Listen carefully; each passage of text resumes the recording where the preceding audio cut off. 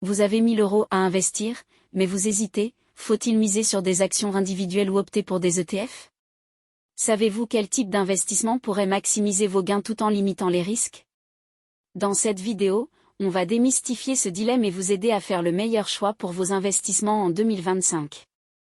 On va couvrir ce que sont les actions et leurs avantages, les ETF et pourquoi ils sont si populaires, une comparaison pratique des deux options, et enfin, des recommandations adaptées à votre profil d'investisseur. Alors, restez jusqu'au bout pour découvrir comment construire votre stratégie d'investissement dès aujourd'hui.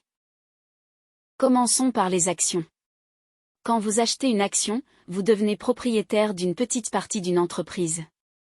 Si l'entreprise réussit, vos gains peuvent être spectaculaires. Prenons un exemple concret, Tesla.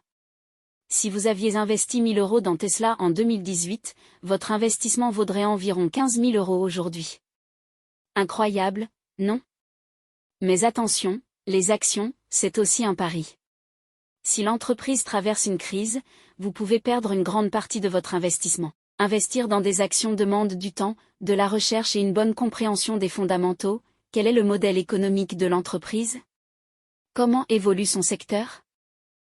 Et oui, ce n'est pas pour rien qu'on dit que c'est une approche active. Cela peut être excitant, mais aussi stressant, surtout pour les débutants. Passons aux ETF, ou fonds indiciels négociés en bourse. Imaginez que vous achetez un panier rempli de dizaines, voire de centaines d'actions, plutôt qu'une seule. C'est ça, un ETF. Prenons un exemple, l'ETF MSCI World. Il regroupe les actions des plus grandes entreprises du monde. Résultat, en achetant une seule part de cet ETF, vous diversifiez automatiquement votre portefeuille. Diversification, si une entreprise du panier chute, les autres peuvent compenser. Simplicité, pas besoin d'analyser chaque entreprise. Frais réduits grâce à une gestion passive. Mais tout n'est pas rose, en cas de crise mondiale, comme en 2020, les ETF peuvent aussi subir des pertes importantes. Toutefois, leur gestion passive les rend parfaits pour une stratégie à long terme. Prenons un exemple concret, si vous investissez 1000 € dans une action qui monte de 8% par an, vous pourriez atteindre environ 1469 € en 5 ans. Avec un ETF, à 6% de rendement moyen, vous atteindriez environ 1338 €. La différence? Les actions peuvent offrir des rendements plus élevés, mais avec un risque accru et plus d'efforts.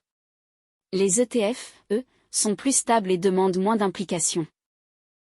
Alors, actions ou ETF?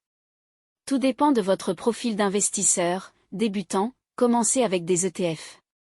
Vous diversifiez sans stress et posez les bases d'une stratégie solide. Intermédiaire ou expert, combinez les deux. Investissez dans des ETF pour la stabilité, et gardez une part pour des actions sur lesquelles vous croyez fermement. Si vous êtes passionné par un secteur, comme les énergies renouvelables, pourquoi ne pas y consacrer une petite part de votre portefeuille? Par exemple, investir dans des actions comme Tesla tout en gardant un ETF global pour limiter les risques.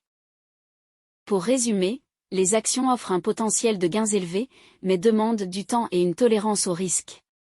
Les ETF sont simples, diversifiés, et parfaits pour un investissement passif à long terme. La meilleure stratégie? Une approche adaptée à vos objectifs et à votre niveau. Si vous voulez commencer, utilisez des plateformes fiables comme Trade Republic, DeGiro ou eToro. Et surtout, investissez progressivement, mieux vaut 100 € bien placés chaque mois que 1000 € sur un coup de tête. Si cette vidéo vous a aidé, pensez à liker, à vous abonner et à la partager avec vos amis. Ensemble, construisons votre avenir financier. À bientôt.